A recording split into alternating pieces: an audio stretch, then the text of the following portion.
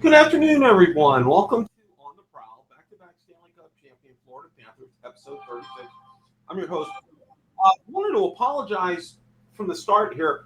I had meant to do this after I came back home from Game 6, but unfortunately, I brought back something with me that was not welcome in the household, and it was COVID-19 after Game 6. So I apologize. Was planning on putting something out short order after that, and it's taken me this long to get back in the swing of things and recovering from it, so you all know that. So thank you very much. For those of you who are following on X, if you want to follow in the chat and be able to participate and ask questions, click the link on the video or on the link I have pinned over in X, and it's to YouTube, and you can get in the chat and be able to ask some questions near the end.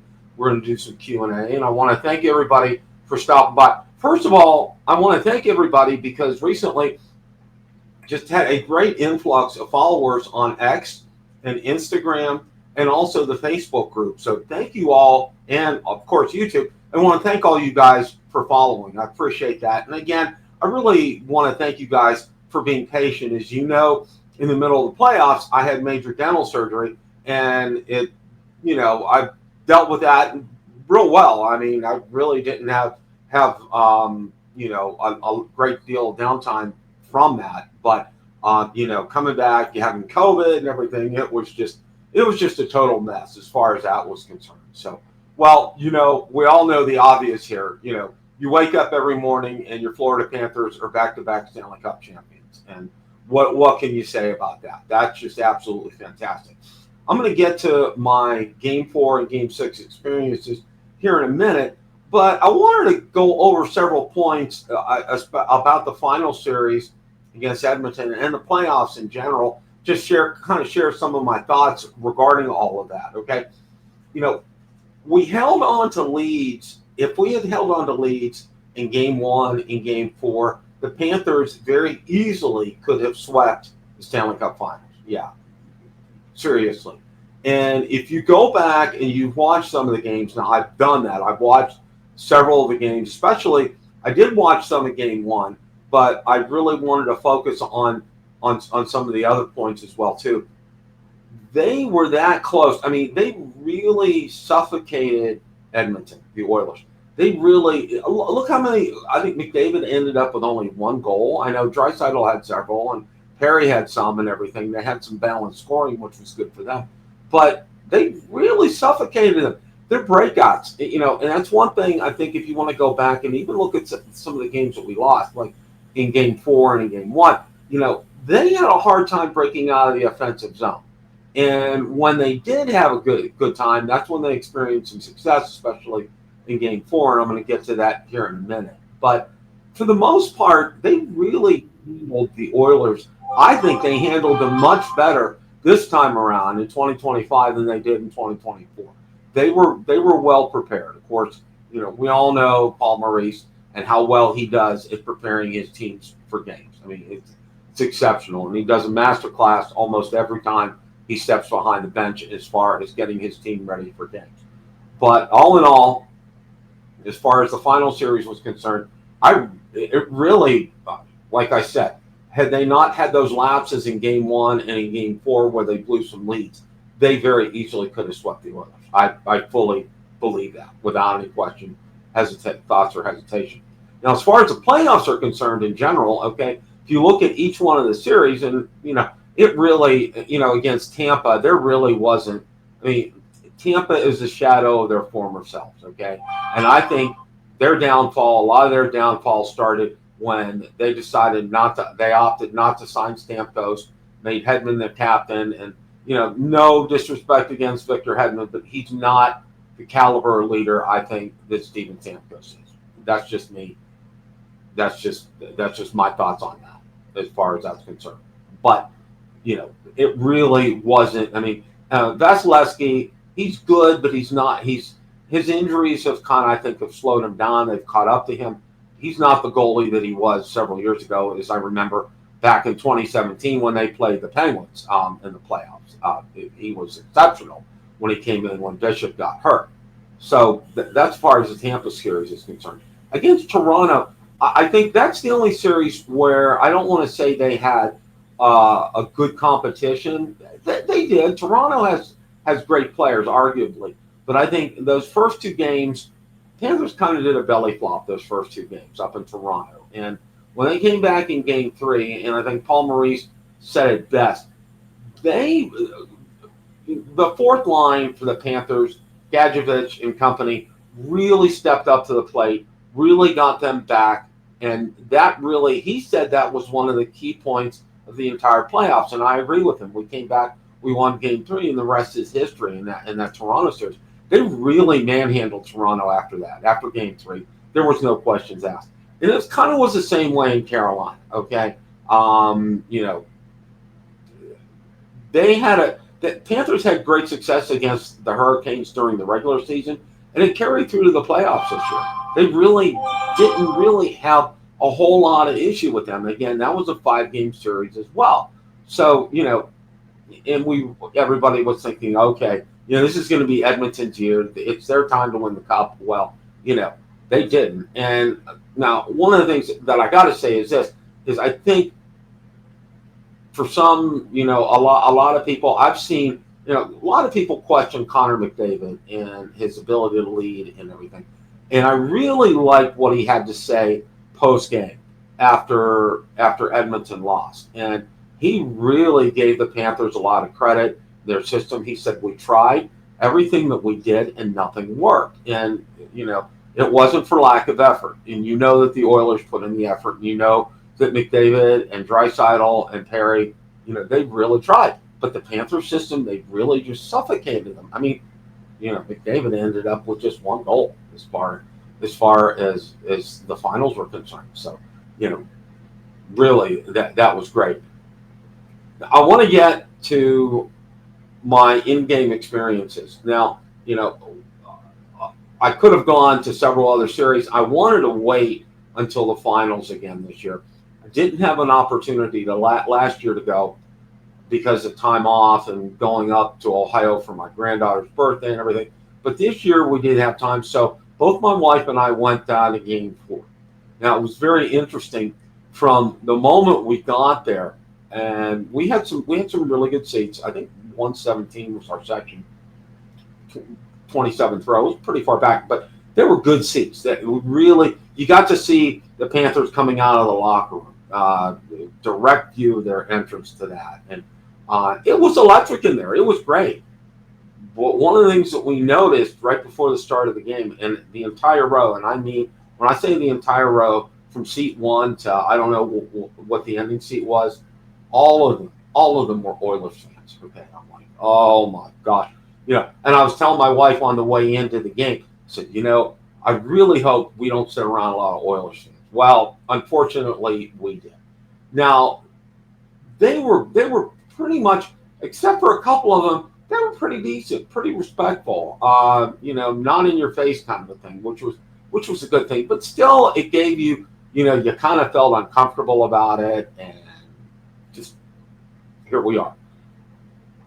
First period, Game 4. You couldn't have asked for 3-0 lead at the end of the first period. I mean, it was so well done. It was just, you couldn't you couldn't have asked for a better, start to a game. You're up 3-0 at the end of the first period in the finals game. I mean, they were focused and they seemed like everything was clicking, and then the bottom fell out in the second period. And Paul Maurice talked about it was a game of feet, and he was probably right in that second period because there were several times when a play could have gone either way. Edmonton ended up tying it up. And then in the third period, early in the third, they took the lead. They went up 4-3. But the Panthers, with 15 seconds left, pulled Bobrovsky, tied the game up, and the place went nuts. It was one of the loudest I've ever heard Amerant Bank Arena. It was just wall-to-wall insanity in there, okay? And you know what? Everybody kind of had that feeling, we're going to do this, okay? We're really going to do this, okay? Then we get into overtime, and we see, Bennett's shot. We all thought from our vantage point, it really looked like it went in. and we're wondering why no goal light was on, and it was just, we couldn't believe it. And then next thing you know, it was, I think, maybe on that same play where Edmonton gets the puck, goes down the ice. There was a fluky bounce, and it goes in. And it was just one of those things. Can't explain it. Just absolutely cannot explain that goal. It was just, it was just a fluke. It was just a deflection. And, as Bobrovsky says, deflection shots are the hardest to stop for a goaltender. And he's right. It was just absolutely, positively, just, and it was deflating. Okay. It really was. Most I live up in Tampa, and it was a long 3.5 hour drive back home from Sunrise the next day. It was very, very, very somber. Very somber. Well, we took a back way instead of taking the interstate back, which was great. I really like that. And that's the way I'm going to be going from now on, from here, when we go down to games down at Sunrise. Well, fast forward, we end up, a short turnaround from game 4 to game 5. They only had a day travel, and they get up there, and then the Panthers just absolutely dominated game 5. And I made the decision to go to game 6. Now, my wife wasn't able to go to game 6. She had to work, but I was able to get time off and go down by myself. Of course, I don't really enjoy doing that a lot, but got in the car or my truck and got down there. And as always, I like to get there as soon as the gates open. I did. Fans were very jovial. There was some electricity in the area. Everybody knew the Stanley Cup was in the building that night. I mean, it was really kind of rocking from the moment you got inside the arena, and it was very electric. The atmosphere in there, people were very excited. Now, as a side note, I had been at a game where my team could have clinched the Stanley Cup Finals back in 2016. I went up to Pittsburgh. We went to game 1 of the finals that year, and then we also went to game 5, and they had a chance to clinch the Stanley Cup that game against the San Jose Sharks, and they didn't. They kind of fell off flat and couldn't quite come back, and it was very devastating to watch that. And I had very high hopes for this night. Had good seats, sat in the club level where the Panthers shot twice. It was that they were fantastic seats, and it was electric. That whole night was very, you really had a feeling in the building. It was just, it felt really good. And when we scored first, I think it was Reinhart scored the first goal, the place erupted. And then we got the second goal. And then by the end of the first, you're up, cautiously optimistic, because again, coming from game 4, seeing them blow a 3-goal lead, it was really, just, kind of crossing fingers and hoping for the best here as far as that was concerned.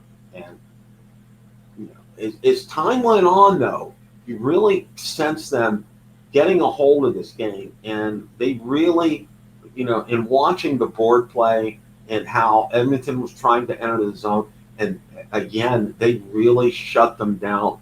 They really didn't allow them to get their entrances to like they want to be able to do, and be able to use that breakaway speed. That's, of course, everybody knows that's what McDavid is noted for, is his breakaway speed, and he wasn't able to do that. They really stifled them and slowed them down. And the more the game went on, especially when we got into the third period, it was getting louder and louder inside the building. It was to the point halfway through the third period, really had a sense that you really kind of thought they were going to do this here. And then when, to me, it wasn't really kind of official until Reinhart got his 4th goal. Okay.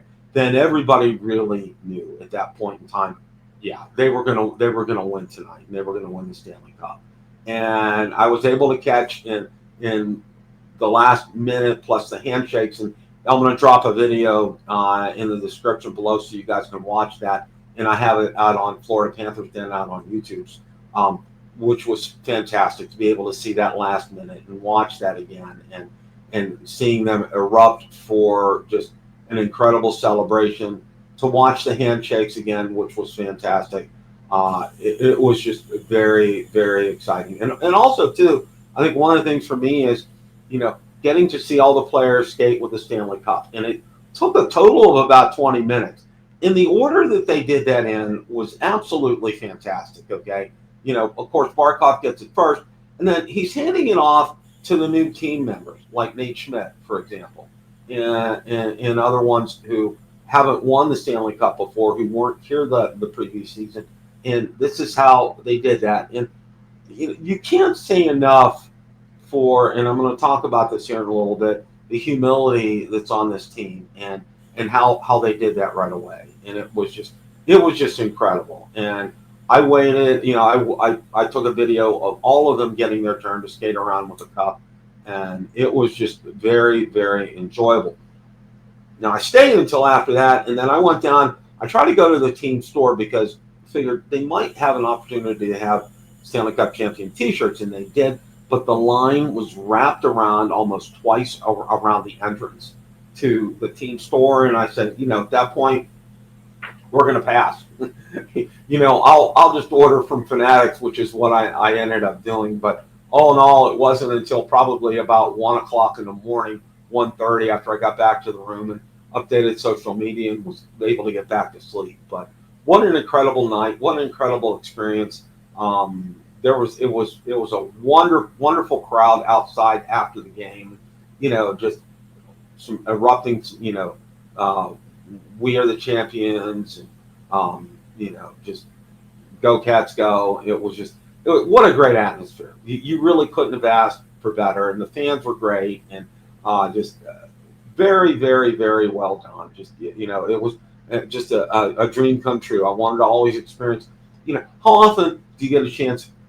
The Super Bowl's out of reach as far as tickets are concerned, all right? And besides, my team's not going to be anywhere near the Super Bowl for years.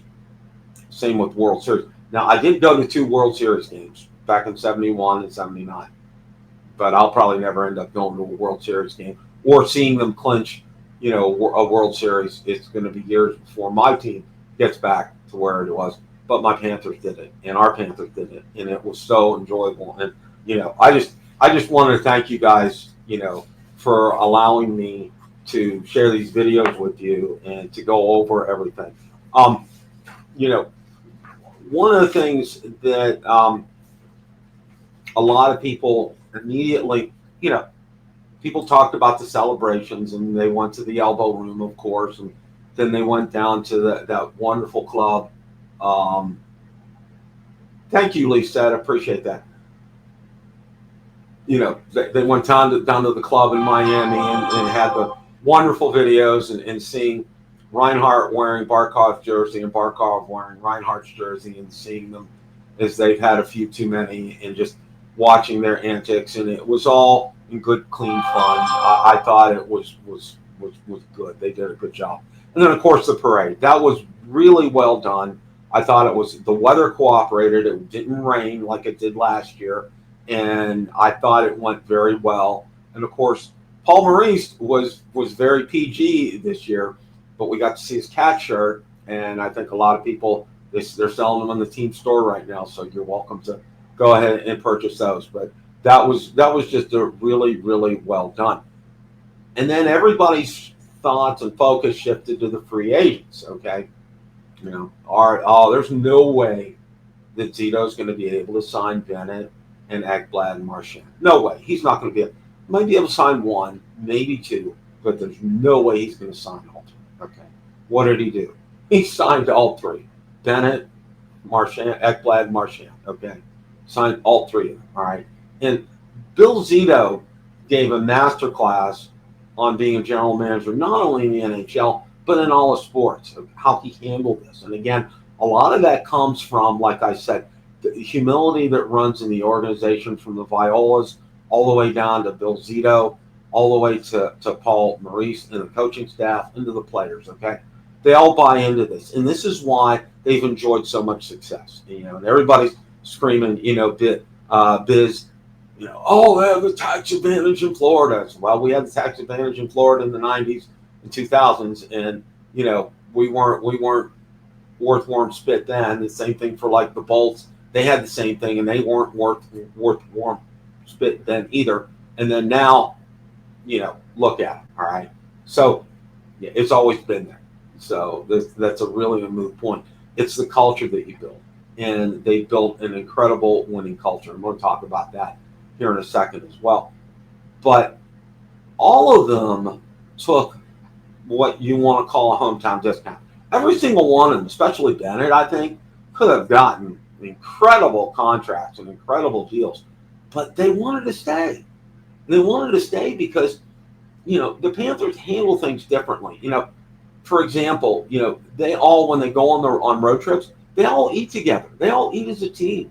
Okay, their meals are all planned for them. All right, they don't have to think about doing a thing when they go out on the road. It lets them focus on being able to play hockey. And the same thing, when they're back home as well too. Everything is done for them, and they really, in the locker room, the camaraderie in the locker room is incredible. All right, they do such a great job of buying into the system and the team, and nobody is greater than another person. And for example, okay, the selfless play of Alexander Barkov, and I think one of the reporters asked, and it was so funny.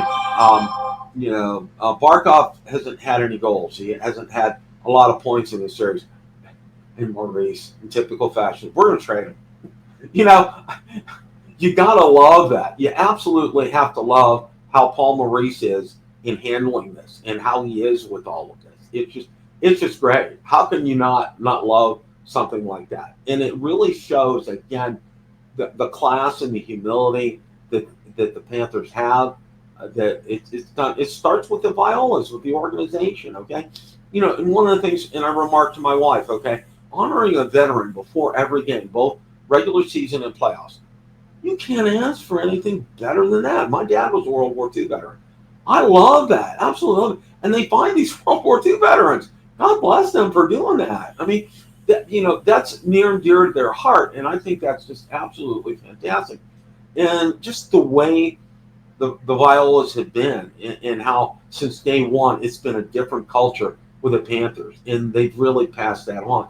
And how can you not hire the best general manager in the business, Bill Zito, and again, the humility that he shows, and how he negotiated the contracts with Bennett, with Ekblad, and with Marchand, and especially and I know from what I hear with Marchand, it was done with a lot of easy bonuses for him to attain.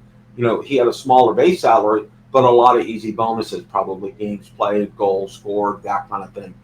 Very easy for him to make those bonuses too. Plus, there were rumors that they gave him controlling interest in a local Dairy Queen as well too. So I'm just having some fun with that.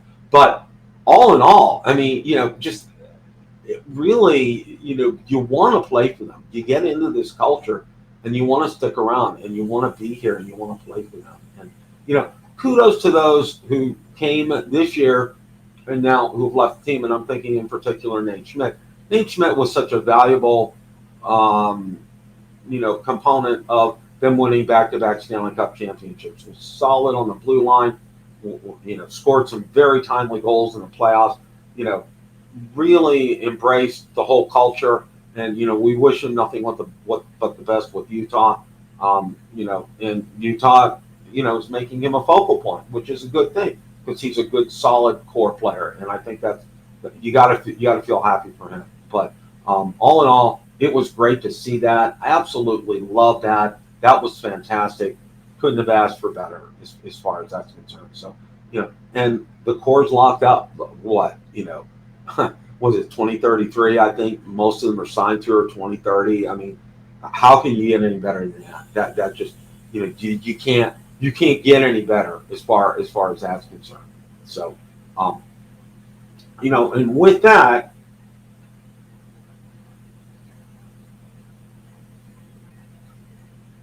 well, the social part of things, the cup's going to get passed around from player to player over the summer, so that will be good to see. And of course, video clips or pictures. We'll get them out there on social media so you guys can see them.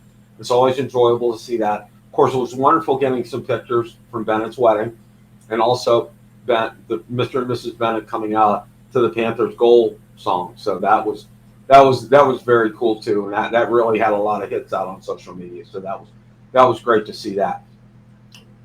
In conjunction with Zito's signings, the Panthers were over the salary cap, and a lot of people are concerned. What's going to happen with Matthew Tkachuk?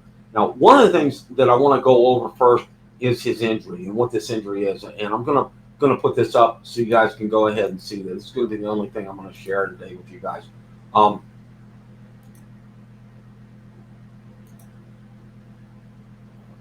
Share this. Okay. All right. Matthew Tkachuk, a forward for the Florida Panthers, played through several injuries during the 2025 Stanley Cup playoffs, including a torn adductor muscle and sports hernia. He revealed after the Panthers won the Stanley Cup that he had torn his adductor muscle off the bone and a sports hernia, both on the same side. Here's a more detailed breakdown.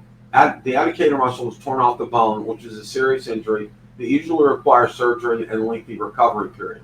Sports hernia, also had a sports hernia, another painful and debilitating injury. Groin injury. Tkachuk missed the end of the regular season with a groin injury. Medical management. Despite the severity of his injuries, Tkachuk was able to play through them with the help of intensive medical management from the Panthers medical staff. Okay. Potential for surgery. Tkachuk is expected to undergo surgery to repair the torn adductor muscle and may not be ready for the start of next NHL season, according to some reports. Okay, I wanted to get this out here first and foremost. For those of us who are fans of Matthew Tkachuk, which of course I'm a big fan of his.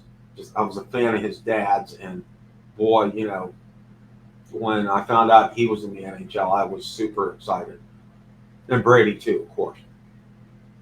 First and foremost, this is a surgery he's going to need to have, or really, to have quality of life.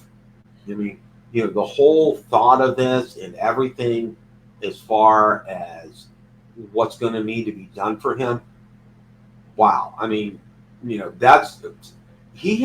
must have a very high pain threshold because that back during 2023, during the finals, he played with, broken sternum. It was just, incredible, his pain management and what he can handle. And I think Paul Maurice said it. I think he said after the Tampa series, it was kind of rough for him during the Tampa series, but he really looked to be more like himself against Toronto, Carolina, and of course, and during the finals against Edmonton as well too. But this is it from what I've read, and it didn't post this up here. The recovery period for this type of surgery typically is 6 months. So more than likely, after, of course, everybody knows, he's going to be getting married probably shortly. I don't know when that is. But after he gets married, more than likely he's going to come back from honeymoon, going to have that surgery. Now, recovery from that surgery per ChatGPT and looking through some other sources on there is 6 months. So he would be on long-term injured reserve for 6 months, which would obviously have a huge impact and be absolutely fine as far as the Panthers being cap compliant for this season. Now, when that ends, that's going to pose a real tricky kind of situation for Bill Zito. Does he does Tkachuk sit out the entire season and wait for the playoffs? Does Bill Zito pull some strings after Tkachuk's able to come back and maybe make a couple of moves? A lot of people are talking about Evan Rodriguez, which, I really hope they can keep him. I really think he wasn't as big a part this year, but he still was a big part of them winning back-to-back championships. People were talking about throwing him in the mix as far as trading him, or who knows who else. But I think that's absolutely fantastic. I think they'll be able to do something with this. Zito is a master. Like I said, he gives a master class on being a general manager, and he's going to make the moves that are going to have the best impact for the Panthers as far as that's concerned. So, And one of the other things that I wanted to talk about, and you probably heard it in one form or another in some of the previous 35 plus podcasts that we've done this season, is, you know, Paul Maurice has said in, this is maybe not in a direct quote, but, a season is like a marathon, okay? It's not a sprint, and you have to be prepared for it. And a lot of people were kind of losing focus near the end of the season when it looked like, we weren't going to not only win the division, we weren't going to, have home ice, and people were greatly concerned about that. Well, look at the Panthers tied a record for most away victories during the Stanley Cup playoffs this year. All right, their play away from home was just off the charts. I don't know what the exact number was, but it was just absolutely totally off the charts. They just excelled at that. You couldn't have asked for better. So, my thoughts for coming up for next season. I know I've had a lot of people ping me and ask me what am I thinking as far as the season is concerned. Well, I thought one of the keys, and this is for me, Zito handled that. Okay, he got Bennett, he got Ekblad, and he got Marchand this time. And Brad Marchand, who would have thought a year ago, after we won the Cup in 2024, saying, you know what, Brad Marchand is going to be a key piece of the Panthers winning their second Stanley Cup championship. Who would have ever made that statement or said that, okay? The public enemy number one, Brad Marchand. How can you not like this guy? I mean, he just, I saw some videos of his kids that, the messages they left him before Game 6 of the finals.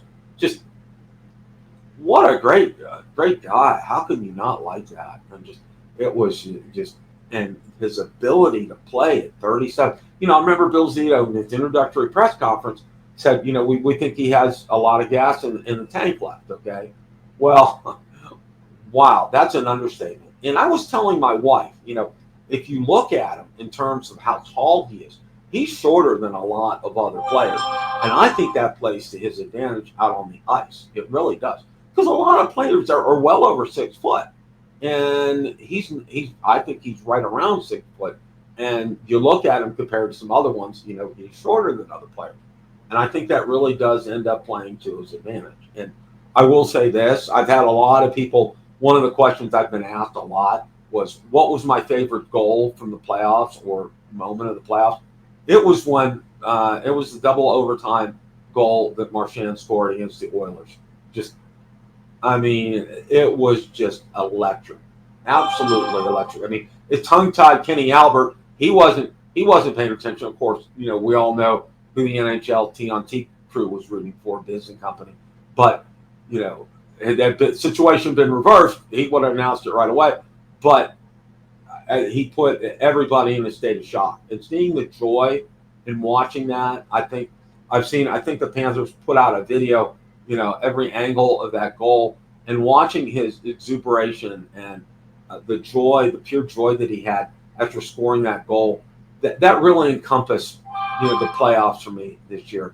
That was just incredible, and that feeling that you had after that game, that was just something that will live forever with me, is seeing him do that. I mean, that was just a double overtime, and you have to realize, and a lot of casual fans don't, but in playing overtime in the playoffs, you really have to pace yourself not to have more than a 1 minute shift out there. If you're out there for a minute, it's really going to wear on you, and it's going to affect the rest of your team. So you have to plan accordingly. Every minute, change out there and to get out there.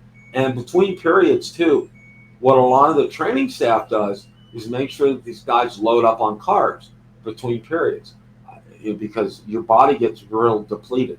And the more some of these marathon sessions go on, I remember back in 2008 when Detroit and Pittsburgh, they went to like a 5 overtime game in the finals, and it was incredible. I remember, I think it was Peter Nedved played for the Penguins, and he skated up to Pierre Maguire between the benches, and he told him he was going to score the winning goal in the next overtime period.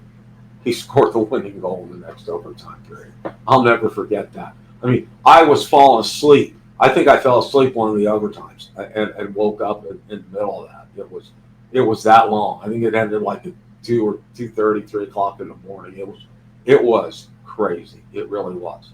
But all in all, that was my favorite moment. Was Brad Marchand's goal, as far as a moment was concerned. But the whole playoffs this year, they were exciting. It was great. It was fun to watch, and the celebration at the end, being there for that, was a dream of a lifetime. What can I say? What can I say? But all in all, going back to, I think if they stay healthy, okay, and if they follow the game plan and play Panthers hockey this season, I see them being back in the same place next year. I really do. Next season, they really do. A lot of people have said, they're talking about the number of games that they played, especially since 2023, since we went to the finals. Then, we've been in the finals 3 years in a row now, and they have to be tired and everything. And I want to bring a point back here. Is I think they played better when they have shorter breaks. For example, that turnaround that they had after they lost Game 4, and then they had a 1-day break where they flew back to Edmonton to play Game 5, and they came back in Game 5. They started out, that was the best start, I think, except for Game 6. That was the best start that they had to a finals game this year. Their start was absolutely incredible. They just came out of the gate. And Game 5, it was like totally domination for the Panthers. I mean, Oilers scored a goal, but it was meaningless. It was in the last couple of minutes of the game. I mean, it was wall-to-wall Panthers that night.